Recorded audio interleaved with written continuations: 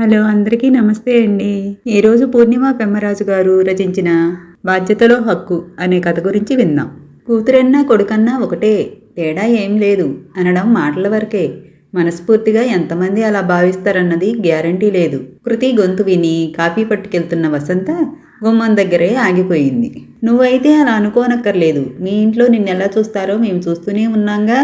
మన చిన్నప్పటి నుంచి మీ తమ్ముడికి నీకు మధ్య ఎప్పుడూ ఏ డిఫరెన్స్ లేదుగా, కృతి ఫ్రెండ్ రేష్మ అంది. మిగిలిన వాళ్ళంతా నవ్వుతూ తలూపారు. నేను అలానే అనుకున్నా.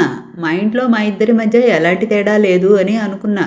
కానీ పెళ్ళి అయ్యాక తెలుస్తుంది, ఆడపిల్ల అంటే ఎంతైనా పరాయిదే అన్న ఫీలింగ్ మా పేరెంట్స్కి ఉందని. కొంచెం బాధగా వినిపిస్తున్న కృతి మాటలకి స్థాణువులాగా నిలబడిపోయింది వసంత. ఏంటమ్మా ఇక్కడే ఉండిపోయారు? పనిపిల్ల యాదమ్మ పిలుపుకి తేరుకుంది వసంత. కృతి ఫ్రెండ్స్ వచ్చారు, ఇవి ఇచ్చేయి వాళ్ళకి, నాకు పనుంది. ట్రే యాదమ్మకి ఇచ్చి వంటింట్లోకి వెళ్ళిపోయింది. షాకింగ్గా ఉంది వసంతకి. తన చెవుల్ని తానే నమ్మలేకపోతోంది. నిజంగా కృతేనా అలా అన్నది? తను సరిగ్గానే విన్నదా? ఏం తేడా కనిపించింది కృతికి?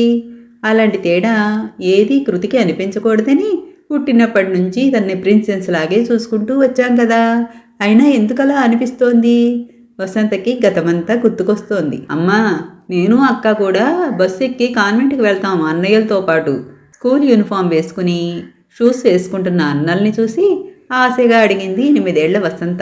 ఆడపిల్లల్ని కూడా మగపిల్లలతో సమానంగా కాన్వెంట్లకి పంపాలంటే మాటలా తల్లి? వాళ్ళిద్దరికీ ఫీజు కట్టేసరికే మాకు దేవుళ్ళు కనబడుతున్నారు. అక్క చూడు, చక్కగా ఏం మాట్లాడకుండా వెళ్తోంది కదా గవర్నమెంట్ బడిలోకి. అయినా చదువుకోవడానికి ఏ బడి అయితే ఏమిటి? విసుక్కుంది అమ్మ. అయితే అన్నలిద్దరినీ కూడా మాతో మా బడికే పంపు, చదువుకోవడానికి ఏదైతే ఏమన్నావుగా ఉక్రోషంగా అంది వసంత. వాళ్లతో మీకు పోలికేమిటే? వాళ్ళు మగపిల్లలు, చదువుకుని ఉద్యోగాలు చెయ్యాలి. మీరేం చేస్తారు? ఉద్యోగాలు చెయ్యాలా ఊళ్ళేలాలా? త్వరగా అన్నాలు తిని బయలుదేరండి. లలిత, కంచాలు పెట్టు, పెద్ద కూతురిని పురమాయించింది వసంత వాళ్ళమ్మ. నాకు వేడి అన్నం కావాలి, ఈ చద్దన్నం మజ్జిగ వద్దు మొరాయించింది వసంత. దీనితో పెద్ద తలనొప్పి అయిపోతోంది. అన్నిటికీ మగపిల్లలతో పోటీ. నోరు మూసుకుని తిను, లేకపోతే మానే. నేను మీ అమ్మలాగా సాగదీస్తూ కూర్చోను. లలిత, అన్నలకి ఈ వేడి అన్నం పెట్టి పెరుగువేయి. మీ ఇద్దరు చద్దన్నం తిని బయలుదేరండి. ఆనమ్మ అరుపుకి కిక్కురుమనకుండా కంచం దగ్గర కూర్చుంది వసంత. అప్పుడే పెళ్లికి ఎందుకు ఒప్పుకున్నావక్క? ఇంకా చదువే పూర్తి కాకుండా నిశ్చితార్థానికి రెడీ అవుతున్న లలితను చూస్తూ అడిగింది వసంత. మంచి సంబంధం చేసుకోమన్నారుగా, ఇంకెందుకు ఇప్పుడు ఈ ఆలోచనలు? నిర్లిప్తంగా అంది లలిత. చెప్పొచ్చుగా అక్క, ఎంత మంచి మార్కులు వచ్చాయి నీకు.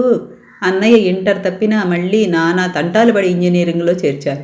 నీకు చాలా మంచి మార్కులు వచ్చాయి, సీటు వస్తుంది మంచి కాలేజీలో. గట్టిగా అడుగు, ఆవేశంగా అంటున్న 14 ఏళ్ల వసంతని జాలిగా చూసింది లలిత. పిచ్చిదాన, అడిగి లేదనిపించుకోవడం తప్ప చిన్నప్పటి నుంచి ఏదన్నా కోరుకున్నది దొరికిందా? మనకి ఆడపిల్ల అంటే బరువు, వీలైనంత ఈజీగా దించుకోవాలి అనుకుంటారు తల్లిదండ్రులు. ఆడపిల్ల పుట్టినప్పుడే పరాయిది అని ముద్ర వేసేస్తారు. చూస్తూనే ఉన్నావుగా, చిన్నప్పటి నుంచి తినే తిండి దగ్గర నుంచి మనకి అన్నయ్యలకి మధ్య తేడా. వాళ్ళ దృష్టిలో మనకు పెళ్లి చేసి పంపిస్తే ఏడాదికి ఒకసారి వచ్చిపోయే చుట్టాలం మాత్రమే మనం. అనవసరంగా గొడవ ఎందుకు? మనం పరాయి ఎలా అవుతాం అక్క? ఈ ఇల్లు మనది కూడా కదా. ఎలా అవుతుంది వసంత? అమ్మ వాళ్ళ దృష్టిలో మనం వేరే ఇంటి వాళ్ళం. వాళ్ళని తప్పు పట్టక్కర్లేదు, లోకరీతే ఇది. అమ్మాయి అంటేనే ఆడపిల్ల కానీ ఇక్కడ పిల్ల కాదు అని నానమ్మ ఎన్నిసార్లు అంది. నువ్వు విన్నావుగా, వాళ్ళ ఆలోచన అది. ఎందుకు గొడవ పెట్టుకుని మనం బాధపడి వాళ్ళని బాధ పెట్టడం? నేను అలా ఒప్పుకోను, ఉక్రోషంగా అంటున్న వసంతని చూసి నవ్వొచ్చింది లలితకి. సరే ఒప్పుకోకు, రేపు నీకు పెళ్ళై పిల్లలు పుట్టాక నువ్వన్నట్టే పెంచి చూపించు. సరదాగానే లలిత అన్నా ఆ మాటలు ముద్రపడిపోయాయి వసంత మనసులో. నీకేదన్నా గిఫ్ట్ ఇవ్వాలని ఉంది, ఏమివ్వాలో తెలియట్లేదు, అందుకే నిన్ను అడిగేస్తున్నా. నీకేమివ్వమంటావు? 9వ నెల గర్భంతో భారంగా కనిపిస్తున్న వసంతని ప్రేమగా చూస్తూ అడిగాడు రమేష్. నాకేం కావాలండి? అడగకుండానే అన్నీ అమర్చే భర్త, అర్థం చేసుకుని అత్తగారిల్లు, రెండూ దేవుడే ఇచ్చాడు. అయినా సడన్గా గిఫ్ట్ ఇవ్వాలనే కోరిక ఏమిటి? నవ్వుతూ అడిగింది భర్తని వసంత. నువ్వు నాకు ఎంత అమూల్యమైన గిఫ్ట్ ఇవ్వబోతున్నావు? నేనేమిచ్చినా దాని ముందు తక్కువే. అయినా సరే ఏదన్నా ఇవ్వాలనిపిస్తోంది. ప్లీజ్, ఏం కావాలో చెప్పవా? గడ్డం పట్టుకుని బతిమాలుకున్నాడు రమేష్. అయితే నాకు ఓ మాట కావాలి, ఇస్తారా? చెప్పు, ఏం కావాలో? పుట్టేది ఎవరో తెలియదు కానీ అమ్మాయి పుడితే తన్ని ఏ రకంగానూ తక్కువగా చూడనని మాటివ్వండి. తనకి అన్నింటిలో అన్ని రకాలుగా సమాన హక్కు ఉండాలి. ఎప్పుడూ తన మీద వివక్ష చూపించకూడదు. అలా అని మాట ఇవ్వండి. చెయ్యి జాపింది వసంత. ఏంటిది వసు, అసలు ఎందుకు అలా చేస్తాం? నువ్వు ప్రత్యేకించి అడిగి మాట తీసుకోవాలా?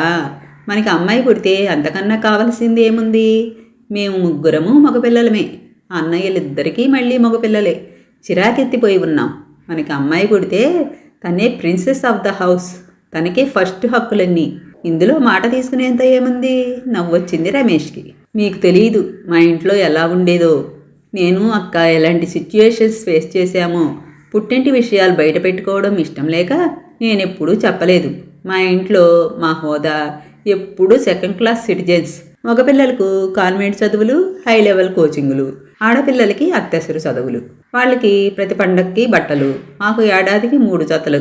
నా ఈ డిగ్రీ పూర్తి చేయడానికి ఇంట్లో 3వ ప్రపంచ యుద్ధం చేయాల్సి వచ్చిందంటే నమ్ముతారా మీరు? ఒకవేళ మా అమ్మా నాన్న కాస్త మెత్తబడ్డా మా నానమ్మ అస్సలు ఊరుకునేది కాదు. ఆడపిల్ల అంటే అక్కర్లేని ఖర్చుగా ఫీల్ అయ్యేది. అంతెందుకు, మొన్న ఈ మధ్యనే మా ఇల్లు అమ్మారు. మా ఇద్దరికీ ఒక్క మాట కూడా చెప్పలేదు. నాకు అక్కకి ఎంత బాధ అనిపించిందో. చెప్పలేదేం అని అడిగితే, మా ఇల్లు మా ఇష్టం, మీకు పెళ్లి చేసి పంపేశాం, మీకేం హక్కు లేదు ఇంకా అన్నాడు అన్నయ్య. ఆస్తిలో హక్కు కోసం కాదు అడిగింది. మేము పుట్టి పెరిగిన ఇల్లు, అటాచ్మెంట్ మాకు ఉంటుందిగా. ఒకసారి చూసుకునేవాళ్ళం కదా. పెళ్ళి అయినంత మాత్రాన మీకేం సంబంధం లేదు అన్నట్టు అంటే ఎంత కష్టంగా ఉంటుంది.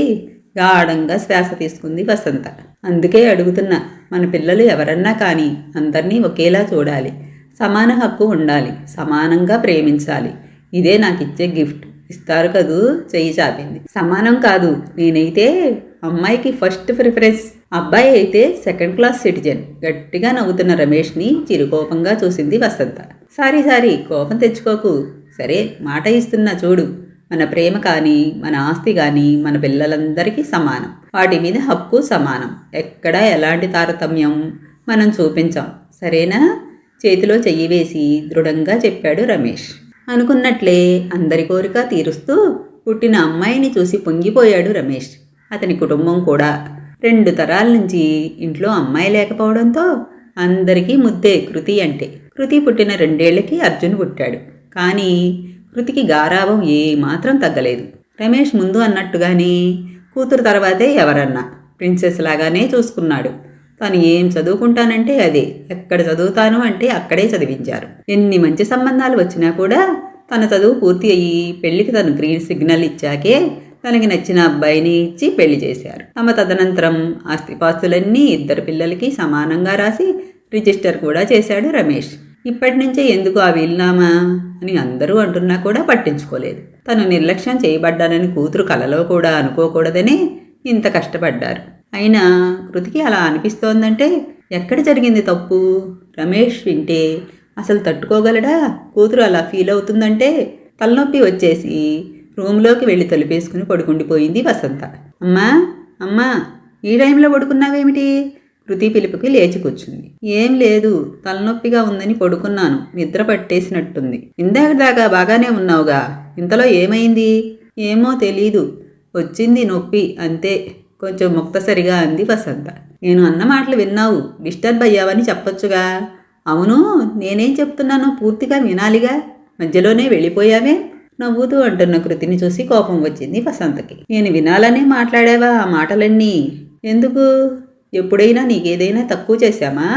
ఇందాకడి నుంచి ఎంత ఆలోచించినా నాకు గుర్తు రావట్లేదు మా తప్పేమిటో. మీ ఇద్దరికీ ఏదన్నా సమానంగా ఇవ్వాలనే మా తపన. అలానే ఇచ్చామనే అనుకున్నాం. అయినా నీకు ఏదో తక్కువైనట్టు అనిపిస్తోందని తెలిసాక నాకు తట్టుకోవడం కష్టంగానే ఉంది, బాధగా అంది వసంత. నాకు తక్కువ చేశారని నేను అన్నానా అమ్మా? నిజానికి ఇద్దరిలోకి నాకే ఎక్కువ చేశారు మీరు. ఏ డిమాండ్ అయినా చిన్నప్పటి నుంచి ముందు నాదే తీర్చారుగా. ఎలా అంటాను అలా? మరి నువ్వు అన్నది ఏంటి? పెళ్ళయ్యాక తెలుస్తుంది ఇద్దరం సమానం కాదని, నిన్ను పరాయి పిల్లగా అనుకుంటున్నామని అనేగా. ఎందుకలా అనిపించింది?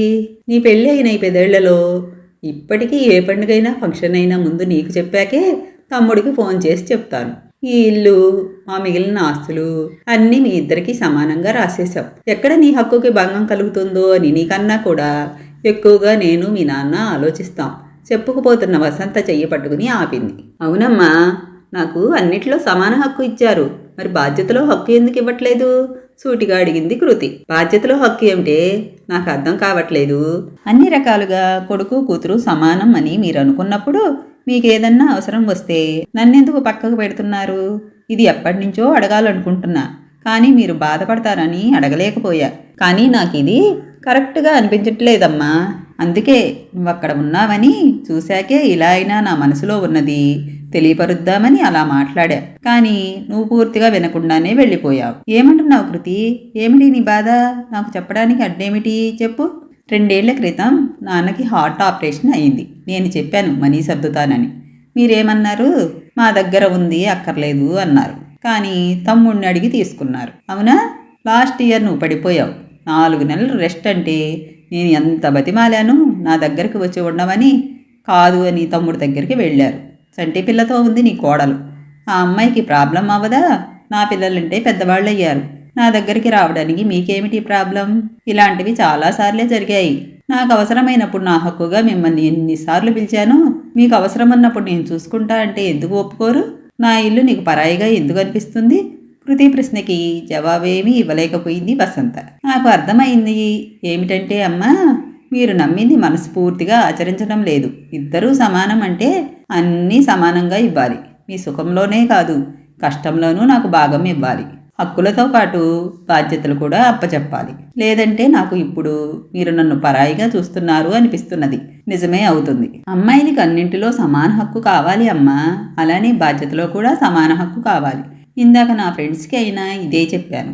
ఇదంతా నువ్వు నాన్నకు చెప్తే సరే, లేకపోతే నేనే చెప్తాను. బాధ్యతలో నా హక్కు నాకు ఇమ్మని.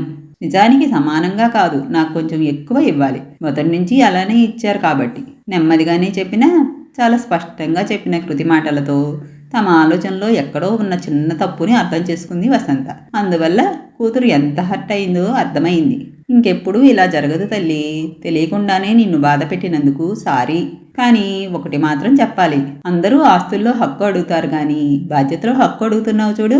నిన్ను చూస్తుంటే గర్వంగా ఉంది. ఇలానే అందరు ఆడపిల్లలు ఉంటే ఎవరూ కూతుర్ని తక్కువగా చూడరు, వద్దనుకోరు. ముద్దు పెట్టుకుంది కూతుర్ని. అందరి కూతుళ్ళు నాలాగా ఉండాలి అంటే అందరి తల్లిదండ్రులు మీలాగా ఉండాలి కదమ్మా. నవ్వుతూ ప్రేమగా తల్లిని కౌగిలించుకుంది కృతి. ఈ కథ ఇంతటితో సమాప్తమండి. తిరిగి మరో మంచి కథతో మళ్ళీ కలుద్దాం. నా కథలు కానీ మీకు నచ్చినట్లయితే నా ఛానల్ను తప్పకుండా సబ్స్క్రైబ్ చేసుకోండి.